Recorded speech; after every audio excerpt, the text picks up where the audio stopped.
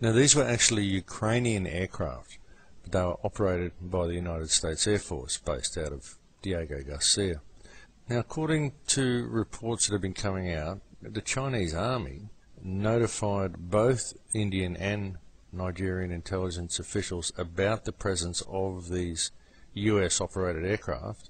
I mean, the Chinese have been actually expressing a little bit of concern lately about certain biological agents that it appears that the United States Air Force is spreading throughout Earth's atmosphere, some of which Chinese officials are also warning is an attempt to conduct mass genocide via the spread of H1N1 swine flu virus. Now the first of these aircraft to be ordered down apparently was over India. It was preparing to enter Pakistani airspace, and it sort of triggered a response, and the plane was forced to land at Mumbai. And the second one was forced down by Nigerian fighter pilots, who apparently also arrested both the crew and the plane itself. Now, according to intelligence agencies, the strange thing about these aircrafts, other than the armaments they were carrying, was their waste disposal systems. And the reports say that these waste disposal systems could hold in excess of 45,000 kilos, and a network of pipes that led to the trailing edges of the wings and horizontal stabilizers for dispersing the contents of waste tanks in a type of aerial type mist.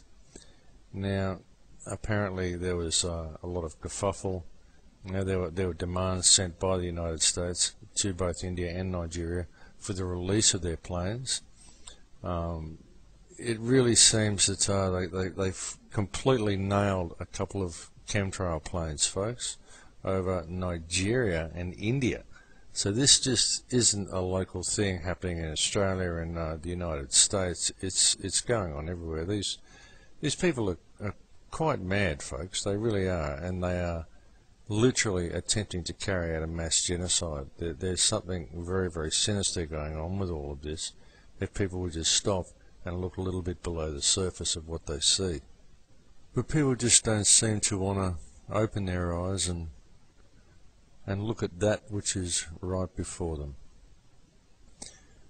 Now, an interesting thing with this whole chemtrail issue, there's an American-based organization called the Sunshine Project that existed in 2002, and it accused the US military of conducting a chemical weapons research and development program in violation of international arms control law. And it stated, among other things, it stated that the US Department of Defense Joint Non-Lethal Weapons Directorate was a secret program that was focused not on developing highly lethal agents such as VX or sarin, but rather it had an emphasis on non-lethal chemical weapons that incapacitate. Now, their science department defined non-lethal as weapons that resulted in death or permanent injury in only 1 in 100 victims. Their research director told US Military Magazine that they need something besides tear gas, like they need calmative and anesthetic agents that would put people to sleep or at least put them in a good mood. And these weapons are intended for use against potentially hostile civilians in anti-terrorism operations, counterinsurgency, and in other military operations. Now, the main focus of their operations is on the use of drugs as weapons, particularly drugs that are known as calmatives. Calmatives. Now, calmatives are mind-altering or sleep-inducing chemical weapons. Now, I find that to be quite significant, folks, because there are a lot of people around the world in all sorts of places just go onto YouTube and search for FEMA camps and find how many citizens of Europe and people from Australia and people from all around the world are speaking out against these FEMA camps. And what's going on in America, a lot of people are seeing what's going on in America. But the curious thing is that no other nation in the world is more docile and complacent about its own destruction than is America. A lot of European people look and see what is going on in America right now, and they remember it because they saw it happen in Germany. They saw it happen in Germany just before World War II. But Americans seem to fail to notice. And even worse, they fail to notice that their current president, Barack Obama, is actually continuing Bush's outlawed policies, including one of the most dangerous policies of all, and that is the policy of allowing the US government to hold any citizen of the United States without trial indefinitely, should that person ever have someone point a finger at them and say, terrorist. And that is not to say that all the American people are asleep. I mean, there are a lot of Americans speaking out, and thank God that there are. But there should be a lot more.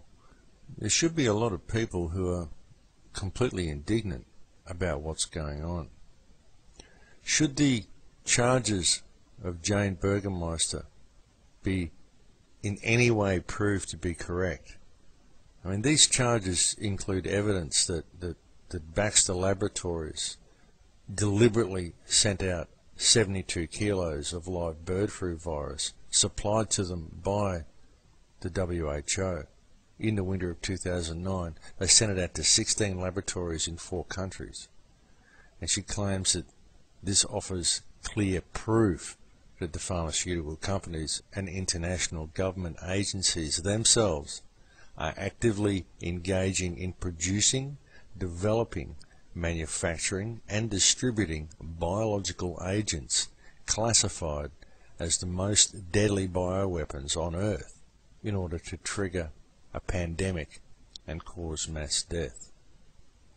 Should these charges prove to be true, well, folks, to the American people themselves, perhaps the worst is yet to befall them, because the CDC has ordered 600 million doses of swine flu vaccine to be forced upon the American people, who, under the present swine flu public health emergency, will have no choice but to take these vaccines or face up to 10 years in prison.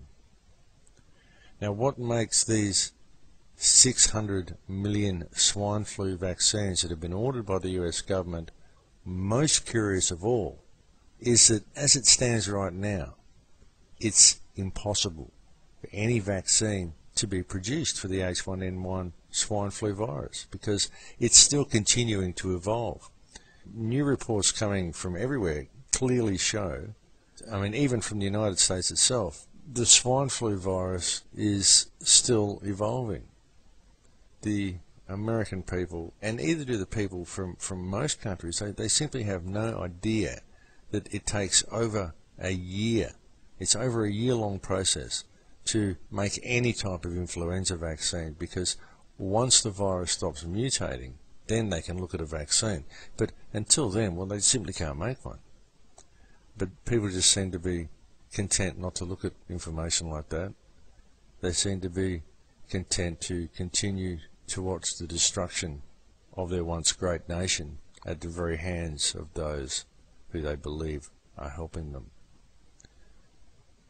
And to those like us who continue to shout the warnings at them and to tell the truth to them, it remains a fact that those that are telling them the truth are called liars, and those who are lying to them are believed, because the ones who are lying to them do it from a little square box in the corner called television. And people who've been trained to believe anything that the media on the television tells them to believe. And that is where a lot of the problem lies in a lot of issues and a lot of different aspects of our society, is that people simply don't find things out for themselves. People simply believe what they are told by that little box. They are fed misinformation by talking heads reading from cue sheets. This seems to be where our world has become.